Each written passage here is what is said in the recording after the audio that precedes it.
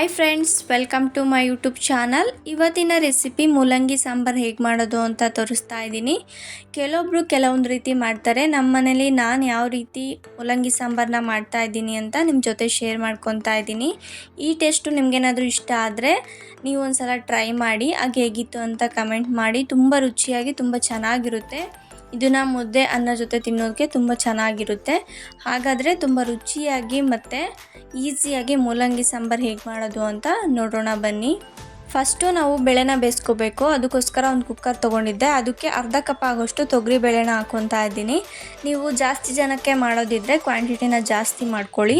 ಇವಾಗ ಚೆನ್ನಾಗಿ ವಾಶ್ ಮಾಡಿಕೊಂಡು ಸ್ವಲ್ಪ ನೀರು ಬೇಯೋದಕ್ಕೆ ಎಷ್ಟು ನೀರು ಬೇಕೋ ಅಷ್ಟು ಹಾಕ್ಕೊಂಡು, ಹಾಗೆ ರುಚಿಗೆ ತಕ್ಕಷ್ಟು ಉಪ್ಪು ಹಾಕ್ಕೊಂಡು 1-2 ವಿಷಲ್ ಬರೋವರೆಗೂ ಕೂಗಿಸ್ಕೊತಾ ಇದ್ದೀನಿ.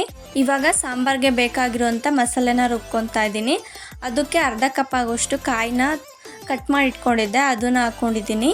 ಜೊತೆಗೆ ಒಂದು ಮೀಡಿಯಮ್ ಸೈಜ್ ಆಗೋಷ್ಟು ಟೊಮೊಟೊನ ಕಟ್ ಮಾಡಿ ಇಟ್ಕೊಂಡಿದ್ದೆ, ಇದ್ರ ಜೊತೆಗೆ ಅದನ್ನು ಹಾಕ್ಕೊಂಡು ಹಾಗೆ 5-6 ಆಗೋಷ್ಟು ಬೆಳ್ಳುಳ್ಳಿನ ಹಾಕ್ಕೊತಾ ಇದ್ದೀನಿ. ಹಾಗೆಯೇ ಅರ್ಧ ಸ್ಪೂನ್ ಆಗೋಷ್ಟು ಸಾಂಬಾರು ಪೌಡರ್ನ ಹಾಕ್ಕೊತಾ ಇದ್ದೀನಿ. ಜೊತೆಗೆ ಅರ್ಧ ಸ್ಪೂನ್ ಆಗೋಷ್ಟು ಖಾರದ ಪುಡಿನ ಹಾಕ್ಕೊಂಡು ಸ್ವಲ್ಪ ನೀರು ಹಾಕ್ಕೊಂಡು ರುಬ್ಕೊಂಬರ್ತಾ ಇದ್ದೀನಿ. ನೋಡಿ, ಈ ಕನ್ಸಿಸ್ಟೆನ್ಸಿಯಲ್ಲಿ ರುಬ್ಕೊಂಡು ಬಂದಿರಬೇಕು. ಇವಾಗ ಕುಕ್ಕರು 2 ವಿಷಲ್ ಕೂಗಿದೆ, ಓಪನ್ ಮಾಡ್ಕೊತಾ ಇದ್ದೀನಿ. ಬೇಳೆನ ಕೂಗಿಸ್ಕೊಂಡಿದ್ನಲ್ಲ ಅದನ್ನು ಇವಾಗ ಓಪನ್ ಮಾಡ್ಕೊಂಡಿದ್ದೀನಿ. ನೋಡಿ, ಬೇಳೆ ಕರೆಕ್ಟಾಗಿ ಬೆಂದಿದೆ. ಇವಾಗ ಸಾಂಬಾರಿಗೆ ರೆಡಿ ಮಾಡ್ಕೊಳ್ಳೋಣ ಬನ್ನಿ. ಅದಕ್ಕೋಸ್ಕರ ಒಂದು ಪಾತ್ರೆ ಇಟ್ಕೊಂಡಿದ್ದೆ. ಪಾತ್ರೆ ಕಾದ್ಮೇಲೆ ಒಗ್ಗರಣೆಗೆ ಎಷ್ಟು ಬೇಕೋ ಅಷ್ಟು ಎಣ್ಣೆ ಹಾಕ್ಕೊಂಡಿದ್ದೀನಿ. ಆಮೇಲೆ 1/4 ಸ್ಪೂನ್ ಆಗೋಷ್ಟು ಜೀರಿಗೆ, ಹಾಗೆ 1/4 ಸ್ಪೂನ್ ಆಗೋಷ್ಟು ಸಾಸಿವೆನ ಹಾಕ್ಕೊಂಡು ಫ್ರೈ ಮಾಡ್ಕೊತಾ ಇದ್ದೀನಿ. ಜೊತೆಗೇ ಕರಿಬೇವನ್ನ ಹಾಕ್ಕೊಂಡಿದ್ದೀನಿ. ನಲ್ಲಿ ಒಣಗಿರೋ ಕರಿಬೇವನ್ನ ಯೂಸ್ ಮಾಡ್ಕೊಂಡಿದ್ದೀನಿ. ನಿಮ್ಮ ಮನೇಲಿ ಹಸಿ ಕರಿಬೇವಿದ್ರೆ ಹಸಿ ಕರಿಬೇವನ್ನ ಹಾಕ್ಕೊಳ್ಳಿ. ಇದ್ರ ಜೊತೆಗೇ ಸಣ್ಣದು ಒಂದು ಈರುಳ್ಳಿನ ಕಟ್ ಮಾಡಿ ಇಟ್ಕೊಂಡಿದ್ದೆ, ಅದನ್ನು ಕೂಡ ಹಾಕ್ಕೊಂಡು ಇವಾಗ ಈರುಳ್ಳಿ ಮತ್ತು ಕರಿಬೇವು ಎಲ್ಲ ಚೆನ್ನಾಗಿ ಫ್ರೈ ಆಗೋವರೆಗೂ ಫ್ರೈ ಮಾಡ್ಕೊತಾ ಇದ್ದೀನಿ. ನೋಡಿ, ಇವಾಗ ಈರುಳ್ಳಿ ಎಲ್ಲ ಚೆನ್ನಾಗಿ ಫ್ರೈ ಆಗಿದೆ. ಫ್ರೈ ಮಾಡ್ಕೊಂಡಾದ್ಮೇಲೆ ಇವಾಗ ಮೂಲಂಗಿನ ಹಾಕ್ಕೊತಾ ಇದ್ದೀನಿ. ಮೇಲ್ಗಡೆ ಮಣ್ಣಿರೋದನ್ನೆಲ್ಲ ಕ್ಲೀನ್ ಮಾಡಿಕೊಂಡು ವಾಶ್ ಮಾಡಿಕೊಂಡು ಆಮೇಲೆ ಮೂಲಂಗಿನ ಕಟ್ ಮಾಡ್ಕೊಳ್ಳಿ. ಇವಾಗ ಮೂಲಂಗಿ ಹಾಕ್ಕೊಂಡು ಎಣ್ಣೆಲಿ ಚೆನ್ನಾಗಿ ಫ್ರೈ ಮಾಡ್ಕೊತಾ ಇದ್ದೀನಿ. ಈ ಥರ ಎಣ್ಣೆಲೆ ಮೂಲಂಗಿನ ಫ್ರೈ ಮಾಡೋದ್ರಿಂದ ಮೂಲಂಗಿ ಬೇಗ ಬೇಯುತ್ತೆ. ಇವಾಗ ಇದ್ರ ಜೊತೆನೇ ಸ್ವಲ್ಪ ಉಪ್ಪು ಹಾಕ್ಕೊಂಡು ಫ್ರೈ ಮಾಡ್ಕೊತಾ ಇದ್ದೀನಿ. ಚೆನ್ನಾಗೆ ಮೂಲಂಗಿ ಫ್ರೈ ಆಗೋವರೆಗೂ ಫ್ರೈ ಮಾಡ್ಕೊಳ್ಳಿ. ಫ್ರೈ ಮಾಡಿಕೊಂಡ್ರೆ ಬೇಗ ಬೇಯುತ್ತೆ. ಮೂಲಂಗಿ ಸಾಂಬಾರನ್ನ ಏನು ಮಸಾಲೆ ರುಬ್ಬದೆ ಡೈರೆಕ್ಟಾಗೆ ಸಾಂಬಾರನ್ನ ಮಾಡ್ಬೋದು. ಆ ರೆಸಿಪಿನೂ ಕೂಡ ನಿಮ್ಮ ಜೊತೆ ಶೇರ್ ಮಾಡ್ಕೊತೀನಿ. ನೋಡಿ, ಇವಾಗ ಮೂಲಂಗಿ ಎಲ್ಲ ಚೆನ್ನಾಗಿ ಫ್ರೈ ಆಗಿದೆ. ಫ್ರೈ ಮಾಡ್ಕೊಂಡಾದ್ಮೇಲೆ ಇವಾಗ ರುಬ್ಬಿರೋಂಥ ಮಸಾಲಾನ ಹಾಕ್ಕೊತಾ ಇದ್ದೀನಿ. ನೀವು ಈ ಥರ ಮೂಲಂಗಿನ ಎಣ್ಣೆಲಿ ಫ್ರೈ ಮಾಡ್ಕೊಳ್ಳೋಕ್ಕೆ ಟೈಮ್ ಇಲ್ಲ ಅಂದರೆ ಮೂಲಂಗಿನ ಮುಂಚೆನೇ ಬೇಯಿಸಿಟ್ಕೊಂಬಿಡಿ. ಆವಾಗ ಮೂಲಂಗಿ ಬೇಗ ಬೆಂದು ಸಾಂಬಾರು ಕೂಡ ಬೇಗ ಆಗೋಗ್ಬಿಡುತ್ತೆ. ಇವಾಗ ಚೆನ್ನಾಗಿ ಮಿಕ್ಸ್ ಮಾಡ್ಕೊತಾ ಇದ್ದೀನಿ. ಸ್ವಲ್ಪ ಗಟ್ಟಿಗೆ ಅನಿಸ್ತಾ ಇದೆ, ಅದಕ್ಕೋಸ್ಕರ ಮಿಕ್ಸಿ ಜಾರ್ಗೆ ನೀರು ಹಾಕ್ಕೊಂಡು ಎಲ್ಲ ಕ್ಲೀನ್ ಮಾಡಿಕೊಂಡು ಆ ನೀರನ್ನ ಇಲ್ಲಿ ಹಾಕ್ಕೊತಾ ಇದ್ದೀನಿ. ನೋಡಿ, ಆ ನೀರನ್ನ ಇಲ್ಲಿ ಹಾಕ್ಕೊಂಡು ಚೆನ್ನಾಗಿ ಮಿಕ್ಸ್ ಮಾಡ್ಕೊತಾ ಇದ್ದೀನಿ.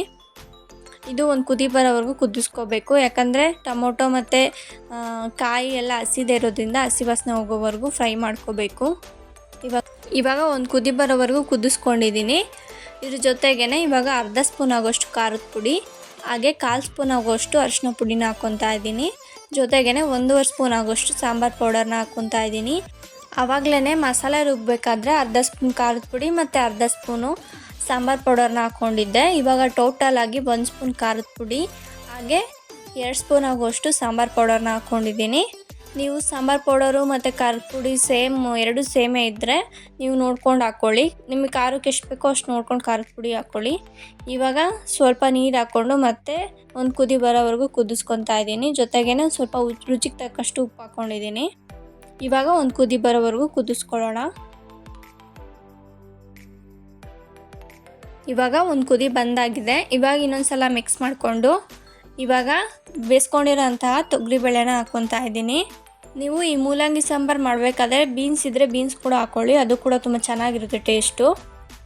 ಇವಾಗ ತೊಗರಿಬೇಳೆ ಹಾಕ್ಕೊಂಡು ಎಲ್ಲ ಮಿಕ್ಸ್ ಮಾಡ್ಕೋಬೇಕು. ಇವಾಗ ನೀರು ಹಾಕ್ಕೊತಾ ಇದ್ದೀನಿ. ನಿಮಗೆ ಸಾಂಬಾರು ಯಾವ ಕನ್ಸಿಸ್ಟೆನ್ಸಿಲಿ ಬೇಕೋ ಅಷ್ಟು ನೋಡಿಕೊಂಡು ನೀರು ಹಾಕ್ಕೊಂಡು ಮಿಕ್ಸ್ ಮಾಡ್ಕೊಳ್ಳಿ. ನೋಡಿ, ನಾನು ಈ ಕನ್ಸಿಸ್ಟೆನ್ಸಿಯಲ್ಲಿ ಸಾಂಬಾರು ಮಾಡ್ಕೊಂಡಿದ್ದೀನಿ. ಇವಾಗ ಪ್ಲೇಟ್ನ ಕ್ಲೋಸ್ ಮಾಡಿ ಒಂದು 5-10 ನಿಮಿಷ ಬೇಯಿಸ್ಕೊತಾ ಇದ್ದೀನಿ. ಮೂಲಂಗಿ ಎಲ್ಲ ಬೇಯಬೇಕಲ್ವ, ಅದಕ್ಕೋಸ್ಕರ. ಇವಾಗ ಪ್ಲೇಟ್ನ ಓಪನ್ ಮಾಡ್ಕೊತಾ ಇದ್ದೀನಿ. ಒಂದು 10 ನಿಮಿಷ ಬೇಯಿಸ್ಕೊಂಡಿದ್ದೆ. ಸಾಂಬಾರು 3/4% ಆಗೋಷ್ಟು ಬೆಂದಿದೆ. ಇವಾಗ ಇದ್ರ ಜೊತೆಗೇ ನಾನು ಹುಣಸೆ ಹುಳಿನ ಹಾಕ್ಕೊತಾ ಇದ್ದೀನಿ.